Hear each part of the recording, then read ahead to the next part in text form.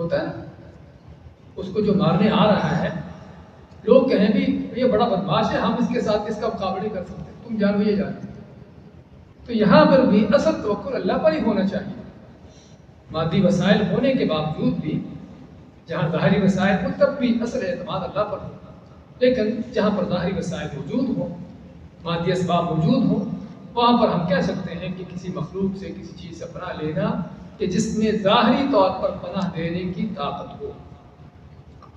ظاہری طور پر اس کا معنی کیا ہے کہ واقعی ہی وہ پناہ دے سکتا ہو، اس کے پاس طاقت موجود ہو، مجھے نظر آتا ہے کہ آدمی طاقتور ہے، مجھے بچا سکتا ہے، لیکن فرض کرو ایک آدمی مجھے مارنے آ رہا ہے، آگے ایک بابا جی لیٹے ہوئے ہیں اور بابا جی اٹھ کے بیٹھ نہیں سکتے، مجھے پتا ہے کہ بابا جی بڑے کمزور ہیں، اٹھ کے بیٹھنے کے قابل نہیں ہیں، اور میں کہتا ہوں بابا جی مجھے بچا لو، کیا خیال ہے؟ یہ پناہ کیا ہے؟ اس پناہ کے پیچھے یا مجھے پتا نہ ہو بابا جی کے، پھر تو الگ بات ہے، تو یا پھر مجھے پتا ہے کہ بابا جی ہے تو بڑے کمزور، اٹھ کے بیٹھنے کے قابل تو نہیں، لیکن بابے کے پاس غیبی طاقت ہے۔ ہاں، یہ غیبی طاقت والا چکر جو ہے نا، یہ شرک ہے بھائی، یہ صرف اللہ کی ہے، اس طرح کی پناہ صرف اللہ سے ہے۔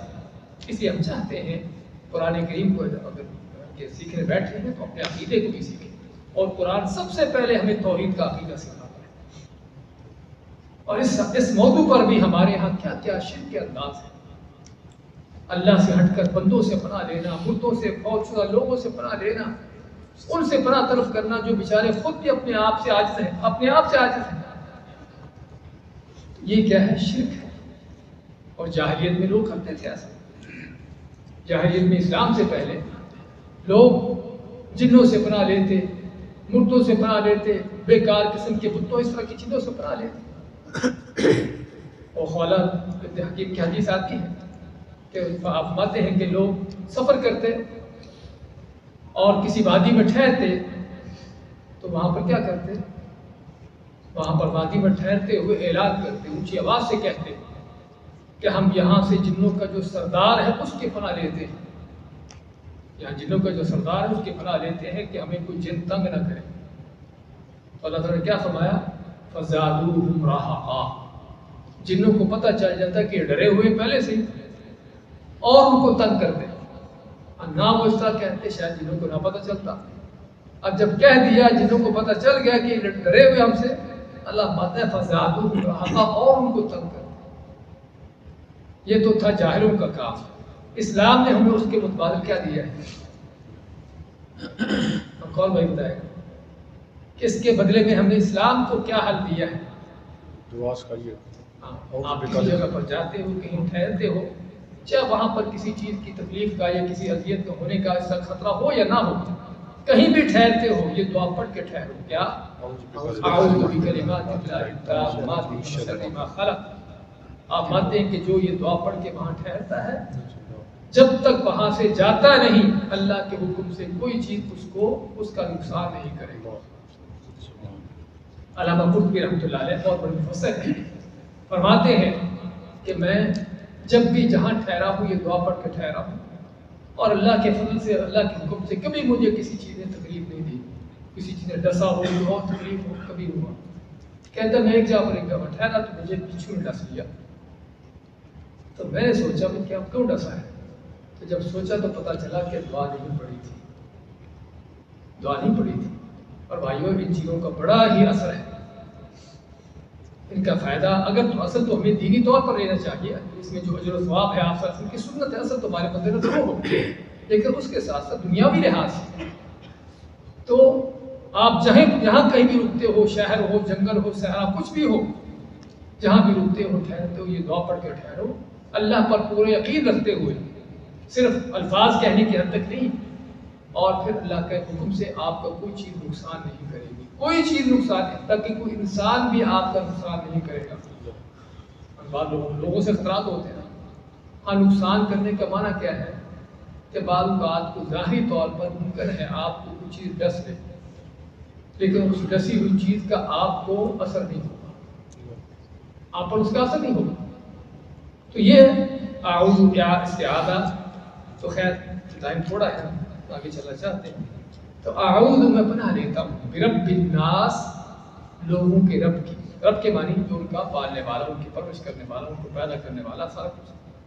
ملک الناس، لوگوں کے بادشاہ، بادشاہ جس کے سارے اختیارات ہیں. الہ الناس، جو لوگوں کا معبود ہے، جس کی لوگ عبادت کرتے ہیں. یہاں پر اللہ تعالیٰ کی 3 صفتیں بیان کر کے اس کی پناہ طلب کی گئی. اللہ کا لوگوں کا رب ہونا، ان کا بادشاہ ہونا، ان کا معبود ہونا. یہ 3 صفتیں کیا ہیں؟ یہ 3 صفتیں وہ ہیں کہ جس کے بعد کوئی کائنات کی ایسی چیز نہیں کہ جو اللہ تعالیٰ کے مقابلے میں آپ کو کوئی نقصان دے سکے. آپ نے لوگوں کا رب، ان کا پیدا کرنے والا، خالق و مالک، اس کی پناہ لے لی. لوگوں کا بادشاہ جس کے اختیارات ہیں، جس کے حکم چلتے ہیں، اس کی پناہ لے لی. اور بلکہ اس کی پناہ لے لی جس کے سامنے لوگ جھکتے ہیں، جس کی لوگ عبادت کرتے ہیں. تو اس سے بڑھ کر کائنات میں کوئی اور ہستی نہیں کہ جو آپ کو پناہ دے سکے. ایک تو اس کے اندر یہ معنی، اور دوسرا بعض علماء نے یہی معنی بھی کیا ہے کہ یہ تینوں صفتیں جو ہیں اللہ تعالیٰ کے ذات کے حوالے سے بھی اور بندوں کے حوالے سے بھی، کہ بندے بھی اللہ کے بندے ہیں. جب اپنے اس آقا کی پناہ لے، کون ہے کہ جو اپنے آقا کے خلاف کسی کو نقصان دے؟ بندے کون ہیں؟ اس رب، اس بادشاہ کے غلام ہیں. جب اس بادشاہ کی پناہ لے لی تو کون غلام ہے جو بادشاہ کے خلاف کس بات کو نقصان دے؟ ہم بندے اس رب کے عابد ہیں، عبادت کرنے والے ہیں، اور جس کے دل میں اپنے رب کی کوئی مقام عزت ہے وہ آپ کو اپنے نقصان ہی کرے.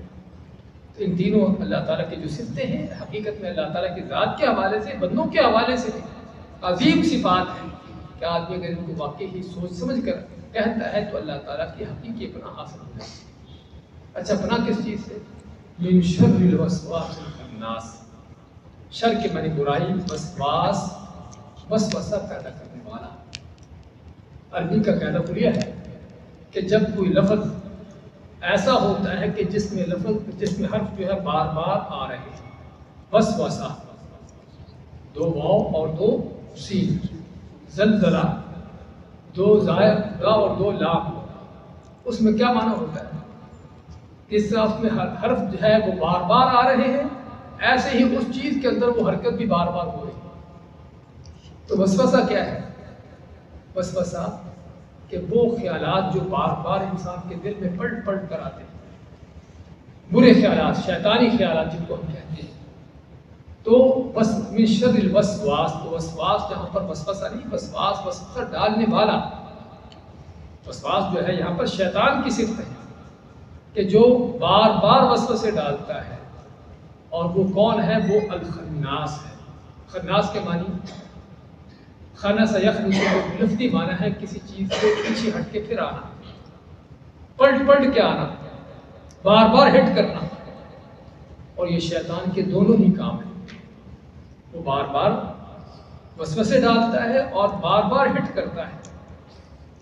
وہ ہر وقت انسان کی طاق میں رہتا ہے کہ کب اس کا دل جو ہے اللہ کے ذکر سے غافل ہو اور فوراً اس کے اوپر حملہ کرے. ایک بار حملہ کیا، کامیاب نہیں ہوا، دوبارہ کرے گا، دوبارہ کامیاب نہیں ہوا، تیسری بار کرے گا، بار بار کرتا رہے گا. اور حقیقت میں شیطان کی یہ صرف یہاں پر بیان ہوگا انسان کے لیے تنبیہ ہے کہ اپنے دشمن کو پہچان کہ کیسا خطرناک دشمن ہے، کہ وہ صرف ایک بار حملہ کر کے پیچھے نہیں ہٹ جاتا، کچھ ملا نہیں ملا، کامیابی ہوئی نہیں، بلکہ وہ جب تک تمہارا نقصان کر نہیں لے گا تم کو چھوڑے گا نہیں.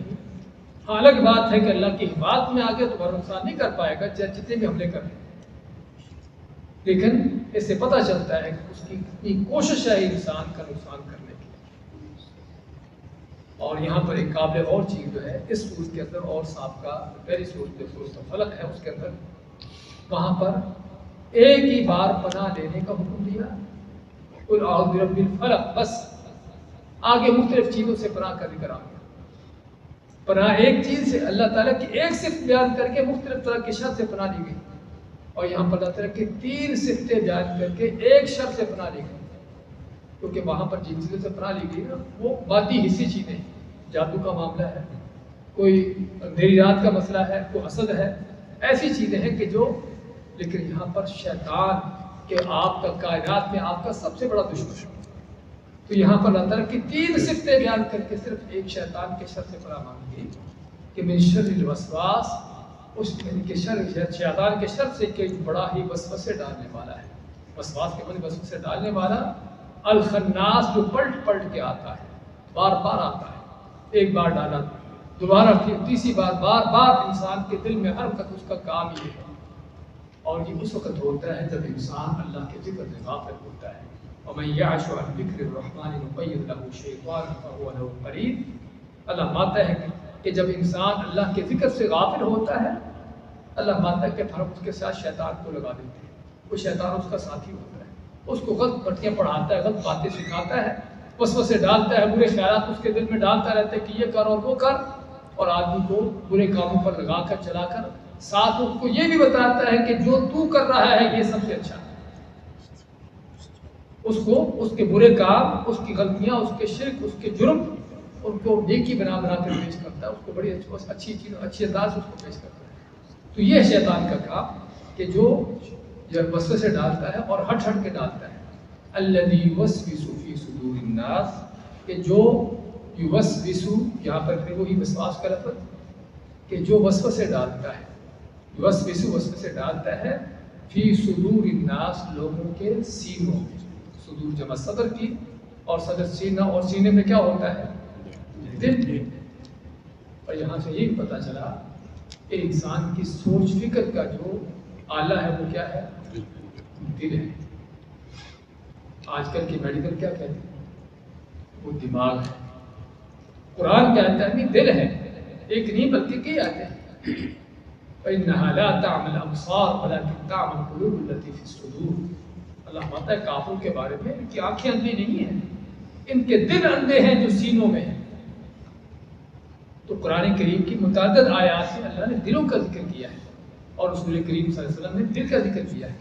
الا وَإِنَّ فِي الْجَسَدِ مُضْغَةً، کہ خبردار جسم میں ایک ٹکڑا ہے، ان صلحت صلح الجسد کلہ، اگر وہ صحیح ہوتا ہے تو پورا جسم صحیح ہے، اگر وہ خراب ہوتا ہے تو پورا جسم خراب ہے. وہ کیا ہے؟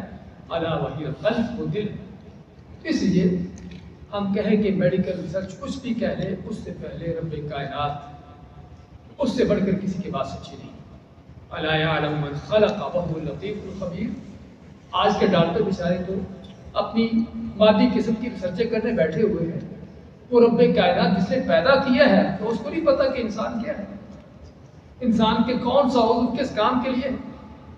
تو اللہ کو لحاظ بات کر رہے تھے کہ اصل جو انسان کے اندر جو سوچ فکر کا جو مرکز ہے وہ دل ہے. ہاں دماغ صرف ایک آلہ ہے کہ جس طرح دل جو ہے آنکھ کو حکم دیتا ہے چیز کو دیکھنے کا دیکھتی ہے، کان کو حکم دیتا ہے دل کس چیز کو سننے کا وہ سنتا ہے، ہاتھ کو حکم دیتا ہے کام کرتا ہے. ایسے ہی دل دماغ کو بھی آرڈر کرتا ہے کس چیز کو کیلکولیٹ کرنے کا، کچھ طرح کی چیز کرنے کا. ورنہ اصل جو کمانڈ کر رہا ہے وہ کون ہے؟ وہ کیا ہے؟ وہ دل ہے.